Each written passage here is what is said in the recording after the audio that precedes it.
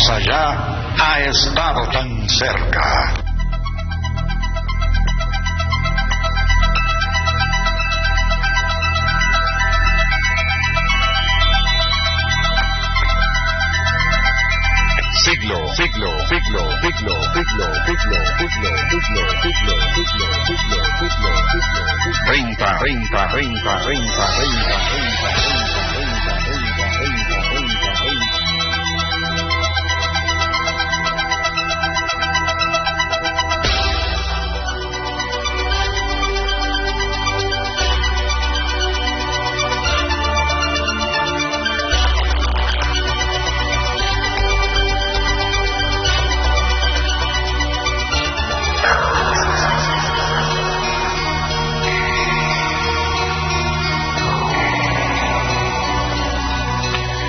Buenas noches, señoras y señores, en Siglo 30, el programa de lo increíble. Vamos a continuar con ese material que con mucho gusto, con mucho agrado y con gran orgullo traigo para ustedes. Ahora les voy a presentar una entrevista con el licenciado Gustavo Cía, quien tiene un proyecto que se llama Fenomalías. Él es un psicólogo, investigador del fenómeno anómalo. Y bueno, aparte de esto, es un psicólogo clínico que ejerce su profesión como tal. Pero en el caso nuestro, se dedica a investigar, documentar los fenómenos de excepción, como son las visitas de dormitorio o las abducciones, raptos por extraterrestres.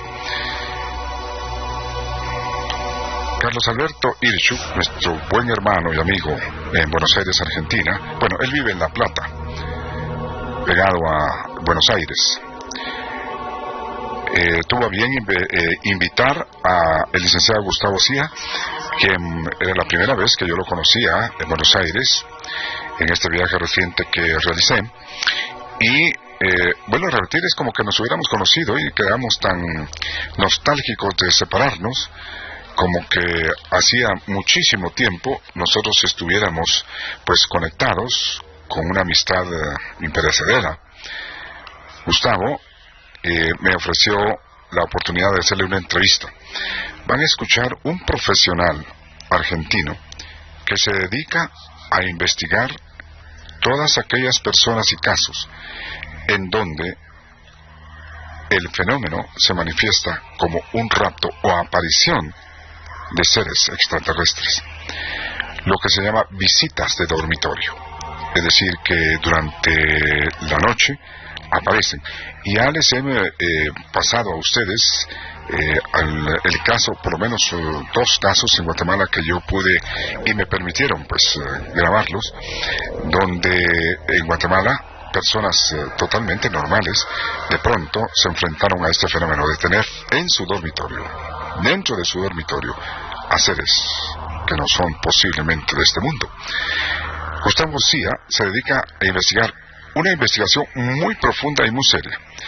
Me dio su presentación en PowerPoint de una conferencia sobre el tema que él da, y me parece extraordinaria la profundidad con que trata el fenómeno.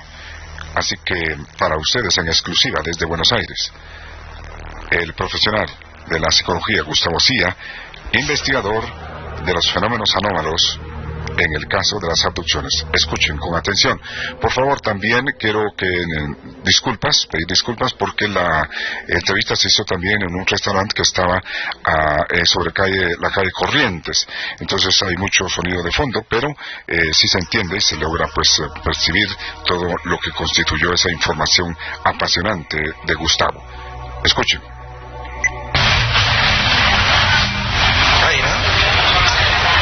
Gustavo Cía, yo soy licenciado en psicología, tengo una página que se llama Fenomalías, trabajo en todo lo que es investigación de fenómenos anómalos y sobre todo específicamente en los incidentes de encuentro de cuarto tipo, más particularmente en algunos fenómenos llamados procesos de abducción o de visita de dormitorio, donde lo que hago es justamente investigar estos casos, trabajar con realización de test de veracidad o falsedad, de normalidad o patología. Y aparte, obviamente, hago todo un trabajo de investigación en profundidad y veo qué cambios producen, o sea, trato de medir qué cambios producen este tipo de fenómenos en los sujetos, ¿no? Básicamente. En el porcentaje de los casos que tú has visto y has investigado y clínicamente lo has tratado, ¿cuántos de estos te merecen realmente el título de visitante de dormitorio y no un fenómeno de tipo psíquico, digamos, de conducta?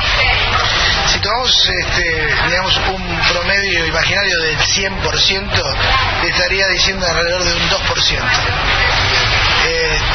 Que realmente pasan por todas las pruebas, un 2%, un 3%. Sobre todo en los episodios de abducción.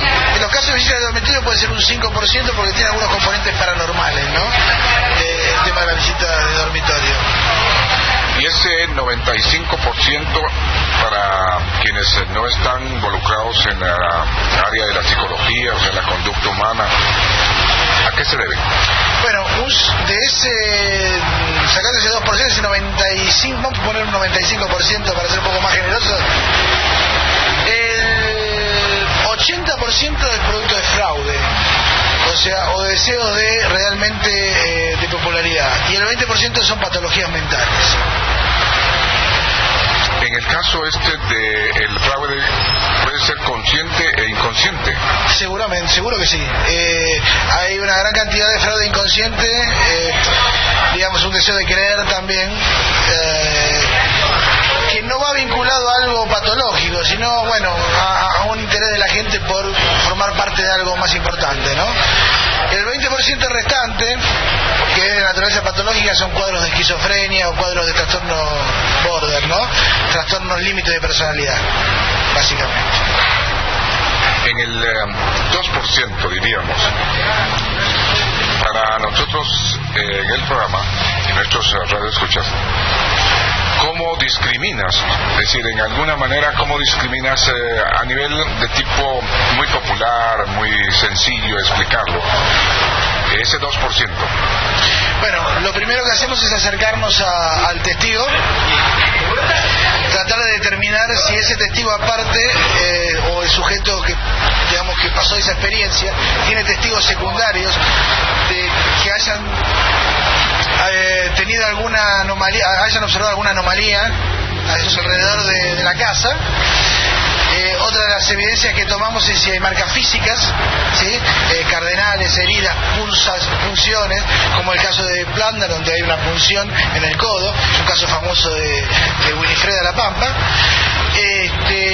Y aparte de todo eso, una vez determinado si hay, digamos, testigos secundarios de hechos como anomalías electromagnéticas, luces en el cielo, alguna forma de aparición, y las marcas en el cuerpo, investigamos exhaustivamente a través de una primera entrevista inicial y después a través de la administración de ciertos test para determinar la veracidad de la afirmación de la persona, y al mismo tiempo también si hay un cuadro de patología mental o no. Una vez que pasaron todos esos filtros, lo que se examina es qué le ocurrió al individuo antes de la experiencia, durante la experiencia, y cuáles fueron los resultados finales de la experiencia, o sea, cómo modificó biológica y psicológicamente a esa persona. Independientemente de ese protocolo, digamos, que tú sostienes para poder saber si sí es correcto o no es correcto, también investigas el entorno familiar de la persona. Sí, exactamente. El entorno familiar es muy importante porque da evidencia indirecta acerca de cuál es el drama o historia familiar que ocurre detrás. Que, por ejemplo, hubo un caso que obviamente no pasó por los filtros de veracidad, donde el hijo de esta persona padecía de una enfermedad de cáncer, y había todo un deseo vivía aparte, no vivía con la madre, y esta mujer que era la madre, de alguna manera a través del fenómeno, lo que hizo fue nuclear a la familia alrededor de ella. Bueno, hay una evidencia muy concreta que, bueno, fue tomada obviamente con una cantidad cantidad de datos que validaban este comportamiento, ¿no? Mi perspectiva no es escéptica, sino que es racional, que son dos cosas totalmente diferentes. ¿Te has involucrado en algún caso de niños que generalmente a veces son los más creíbles, pero también los más imaginativos? Porque a veces no están contaminados, ¿no? Como una persona adulta que quiere popularidad, ha conocido algo, ya sea a través de la televisión, a través de lectura. ¿Te has involucrado en algún caso de algún niño y terrores nocturnos que tengan relación con una visita de dormitorio?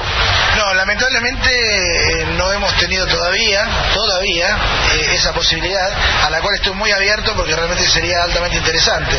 Yo he seguido los estudios de John Mack y hay cuestiones que aparecen en los niños de una manera mucho más prístina, que si bien también se dan en los adultos, pero en los adultos hay una contaminación cultural también, ¿no es cierto? Sin embargo, la presencia en los episodios de abducción de terror nocturno, de situaciones de estrés postraumático, y una evidencia obviamente que un fenómeno realmente muy importante, incluso a nivel físico, ha ocurrido, se muestran como marcadores, aparecen, ¿sí? Pero no tuve la experiencia todavía con niños, por lo menos no hasta ahora. La otra pregunta interesante para un profesional de la psicología como tú es: ¿qué relación encuentras tú entre la visita de dormitorio, que es generalmente atribuida a seres extraterrestres o algo parecido, con los fenómenos paranormales que ocurren, que realmente tienen una característica muy similar? En muchos países se conoce como se me echó el muerto, por ejemplo, ¿no? U otras cosas. ¿Qué relación le encuentras tú a esas dos cosas? Bueno, en realidad hay que hacer un mix, ¿no? Una gran cantidad de los pocos casos de visita de dormitorio donde realmente hay un nivel de anomalía alto corresponde al perfil de lo paranormal en un 90%. Lo que pasa es que en ese 20% restante hay evidencia de tipo físico externas al sujeto, que de ninguna manera el propio sujeto, por más que tuviera una actividad paranormal propia, o sea, poderes paranormales, podría provocar. El tema es, falta contenido de sangre. Bueno, ahí ya evidentemente hay un efecto mecánico físico externo, pero después todo lo que se ve como cardenales, manchas, alteración electromagnéticas, son comunes a los fenómenos donde se presume que hay una inteligencia extraña o anómala o extraterrestre, junto con los fenómenos paranormales. Y eso es muy común verlo en los fenómenos poltergeist, por ejemplo, también, ¿cierto? Donde hay un cambio de la actividad electromagnética del ambiente, ¿sí? Donde hay un cambio en la temperatura del ambiente. Eso también se da en las experiencias de visita de dormitorio. Y también se da que a posteriori las experiencias de visita de dormitorio son tan integradoras como las experiencias cercanas a la muerte, por ejemplo. Tienen patrones, psicológicos muy similares en cuanto a lo que le ocurre al sujeto a posterior. Revisión de la vida, desarrollo de poderes paranormales, ¿sí? Que se suelen dar o durante o después de la visita de dormitorio. Por eso la visita de dormitorio, yo digo que cabalga a mitad de camino entre las experiencias de abducción y los fenómenos paranormales. La pregunta ahora es: ¿qué piensas de los fenómenos paranormales? Yo sé que tú te has dedicado más hacia las visitas de dormitorio, que tiene una implicación de alienígenas, extraterrestres, pero ¿qué piensas de los fenómenos paranormales? Es muy extensa la gama, por supuesto, es extraordinariamente amplia, pero tú que eres un experto, un profesional del psiquismo humano, ¿qué piensas de ellos? Bueno, mira, Eduardo, yo tuve la gran fortuna de comenzar no como ufólogo, sino como, entre comillas, investigador fenómeno psico-parapsicólogo, incluso antes de terminar mi carrera en el Instituto del Salvador, en la Facultad de Instituto de Parapsicología de la Universidad del Salvador, que fue fundado y dirigido por el ya fallecido Enrique Novillo Pauli, que estuvo justamente en la Universidad de Duke. Obviamente yo me formé con él también fenómenos psi kappa y psi gamma, y estoy absolutamente convencido de que hay un porcentaje de la función psíquica que está muy vinculada al fenómeno paranormal.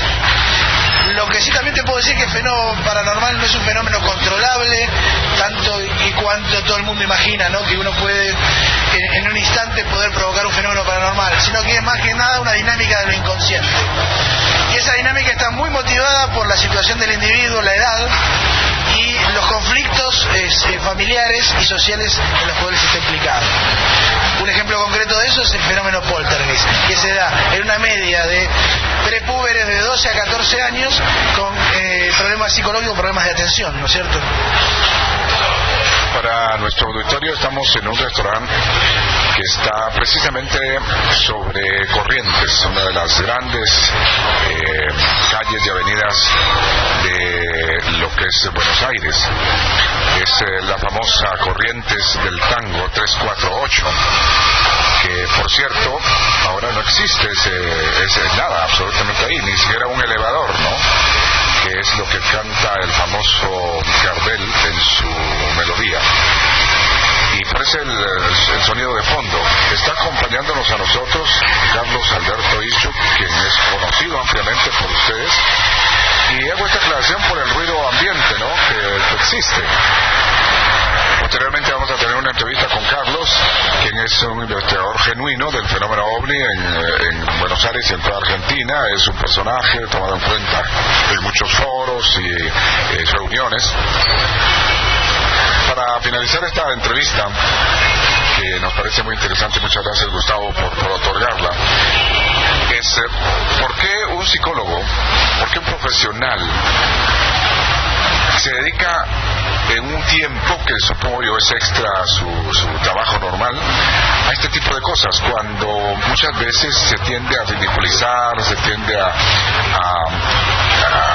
excluir estos fenómenos de una formación profesional? De hecho, las escuelas de psicología o facultades de psicología en el mundo no incluyen en lo absoluto siquiera una cátedra o algo de fenómenos paranormales, cuando los profesionales de psicología se enfrentan en muchos casos a personas que incluso las encuadran, las encierran en un fenómeno anormal de la conducta, cuando estas son normales totalmente, no manifiestan ninguna alteración en ese sentido, pero le suceden esas cosas que van más allá de lo normal. ¿Por qué un profesional como tú te involucras en eso?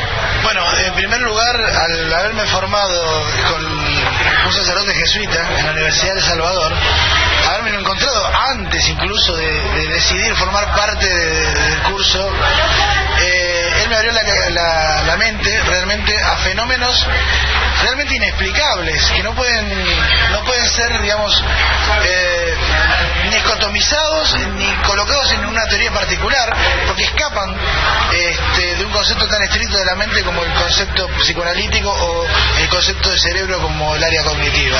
Los fenómenos ocurren, los fenómenos son reales, y estos fenómenos nos hacen rever un poco el concepto de lo que es la realidad desde el punto de vista ordinario y lo que es el concepto de normalidad o patología.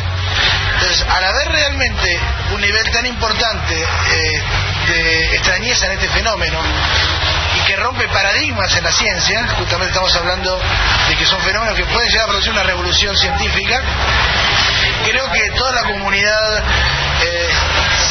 si la psicología sea psicoanálisis o sea la psicología cognitiva o el establishment científico incluso, tiene miedo de que estas anomalías que están surgiendo quiebren un poco la imagen perfecta de la ciencia que tiene en este momento la ciencia actual. Pero como con la mecánica cuántica eso ya está ocurriendo, creo que ahora el cambio de paradigma tiene que empezar a darse en cómo los fenómenos mentales son primero observados y después son categorizados. Interesantísimo el punto de vista de un profesional de la psicología. Y vamos a terminar con la entrevista porque, bueno, están a punto de servir ya el almuerzo, y quisiera preguntarte en forma particular, ¿tú has tenido alguna experiencia, quizá no de visita de dormitorio, pero alguna experiencia de tipo paranormal? tenido experiencias de tipo paranormal con un familiar fallecido, y he tenido una experiencia de un avistamiento muy cercano en la zona del dique Cajón, en Capilla del Monte, de la verdad del fenómeno ovni, que es aquello que no podemos definir todavía, por eso es objeto volador no identificado, ¿no? Y fueron dos experiencias que me marcaron muy profundo. Cuando tus compañeros de profesión, por supuesto amigos o colegas, se han enterado de que tú te dedicas a esto, ¿cuál es la reacción de ellos? Bueno, la mitad de ellos me estigmatizó prácticamente, pero como son amigos también me siguen aceptando en su mesa, y la otra mitad realmente le llamó poderosamente la atención que una persona como yo le interesara determinados puntos, y empezaron a leer un poco también, ¿no es cierto? Porque si Gustavo toma esto en cuenta, que es una persona muy racional en esto y que tiene una formación muy particular que ha compartido con nosotros, toma estos fenómenos, démosle beneficio de la duda, observémoslo, veámoslo, y están empezando a leer algo de eso. Y aparte se están encontrando con algunos pacientes que están manifestando alguna forma de fenomenología que escapa a lo que ellos aprendieron en la universidad. Y supongo yo que ellos te toman como referencia para alguna consulta, ¿no? Cuando en su clínica se presenta algo. En general ocurre que me derivan casos, los cuales obviamente yo le agradezco muchísimo porque ya el filtro adicional está dado, ¿no? Son profesionales muy buenos. Y ellos suelen hacer un filtro cuando encuentran que no pueden categorizar al paciente en ninguna forma de cuadros patológicos, y la evidencia de la situación que se está dando y la anomalía de la situación es realmente significativa, me lo derivan. Gustavo, ¿tú crees que este tipo de fenomenología que tú has estudiado como fenómeno de abducción ligado a los extraterrestres, alienígenas o como se llame, y nos has hablado de la relación que hay de fenomenología, de hechos con fenómenos paranormales, ¿tú crees que todo esto tenga un mismo origen? Estoy convencido, por lo menos hasta este momento de la investigación, de que sí hay un mismo origen. Y ese origen se remonta a algo que ya había mencionado Jacques Vallée en Colegio Invisible y en muchas otras obras, ¿no? Lo curioso de esta inteligencia es que se adapta al momento cultural de la humanidad, que tiene momentos muy particulares en donde despliega su funcionamiento, que es cuando hay actividad geomagnética y solar baja, lo que implica que es una señal de algo, ¿sí? Que no tiene una forma definida, pero sí que tiene una señal la cual transmite y de alguna manera configura una serie de fenómenos. Si esa señal es producto de una tecnología o no, tal como la conocemos, a mí me cabe la duda, pero sí te puedo decir que tiene un origen común. Y ese origen común se remonta incluso al principio de la historia de la humanidad y ha ido configurándose según los mitos culturales de cada época de la humanidad. Al principio eran duendes, hadas, espíritus de los muertos, ahora aparecen con sus nuevas modalidades extraterrestres, e incluso en los episodios de abducción aparecen haciendo cirugías con elementos realmente antiquísimos para lo que es nuestra ciencia actual. O sea, hay una dicotomía muy grande, ¿no es cierto? Ahí. Yo creo que hay un gran mensaje detrás de todo esto, ¿no? Si Jacques Vallée la llamaba torre de control o la llamaba sistema de control de la especie, yo formé parte de un grupo muy conocido acá de investigación ufológica que se llamaba el Grupo Sifo de Rosario, que le llamaba el aquello, ¿sí? En función un poco en honor al payaso de It de Stephen King, que parecía ser una cosa y terminaba siendo otra. Yo creo que este fenómeno está embiricado absolutamente en el desarrollo de la humanidad misma y de alguna forma también forma parte de ese desarrollo e impulsa a través de este tipo de episodios a un desarrollo cada vez mayor de la conciencia de la humanidad. Como el auditorio que nos escucha puede escuchar y observar en esas declaraciones de un profesional argentino,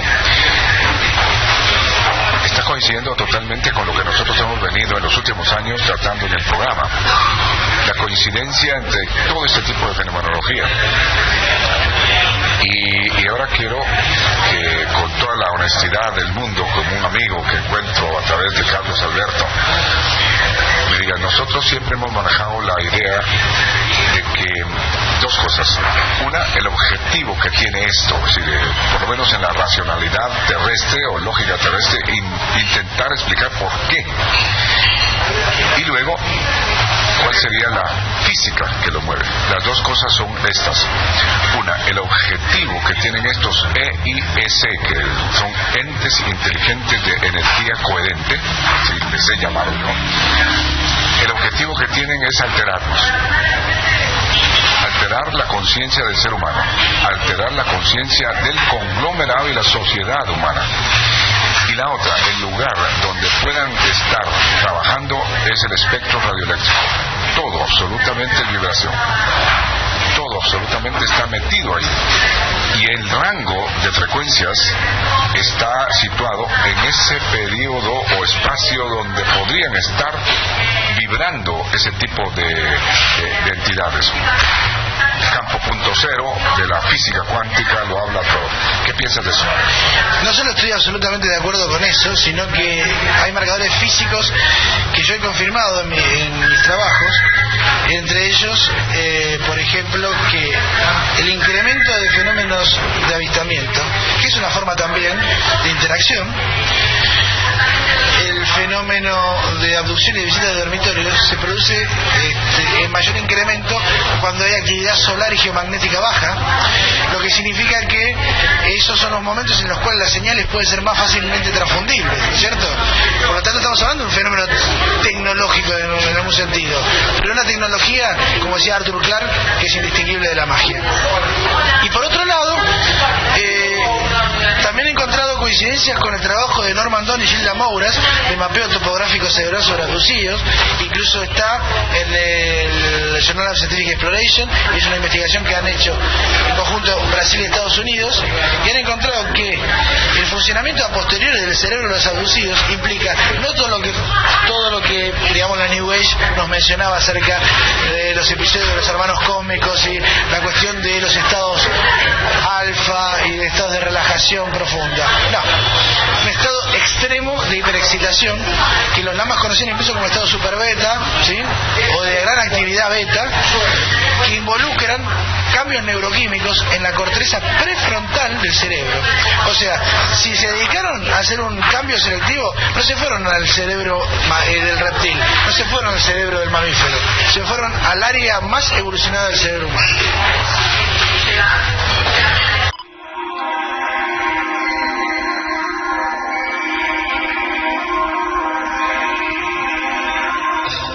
Hoy día, los fenómenos paranormales o el fenómeno OVNI, los cuales nosotros hemos relacionado íntimamente, ya no son estudiados simplemente como una causística de información y documentación, sino de investigación y experimentación, como lo han escuchado de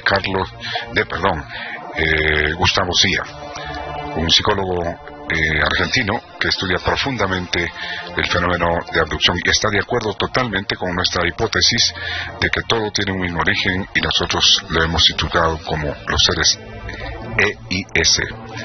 Buenas noches, gracias por estar con nosotros en Siglo 30, el programa de lo increíble. No se olviden de entrar a www.siglo30.com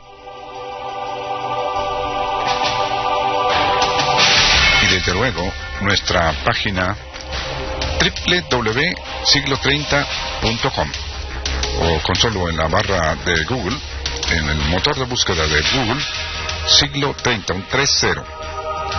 Ahí hay más de, yo diría llegando a los 900 artículos, todo un libro inmenso sobre cosas increíbles. Gracias por estar con nosotros. Su servidor Eduardo Mendoza Palacios les dice hasta el próximo de la serie. Y no se olviden que Siglo 30 tendrá en lo que es su posibilidad traerle cosas que ningún otro programa podría haberlo hecho. Y aunque suene a hedonismo, vanidad o lo que a usted le parezca, pero así es, y es que la verdad es esa. Gracias por estar con nosotros en este programa de lo increíble.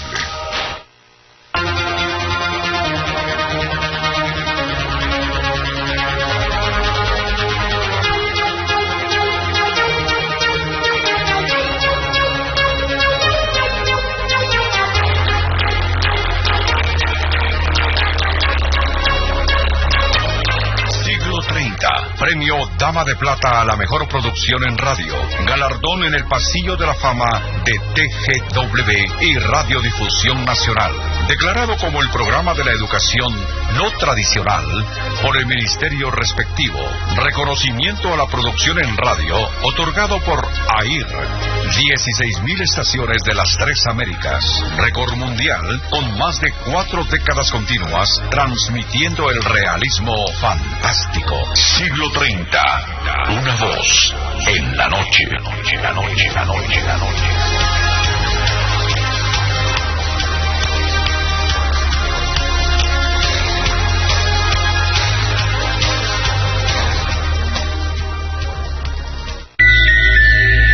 Lo asombroso, inaudito, inverosímil, insólito e increíble. Un mundo de misterios en el programa Récord Mundial, produciendo radio en este género de temas. Siglo 30. Historia en la radiodifusión nacional. OVNIs, fantasmas, sucesos paranormales, ocultismo. Los enigmas de la historia y el universo. Noticias inusuales. Lunes a viernes a las 21:30 horas. Aquí en Sonora, la radio que cambió la radio.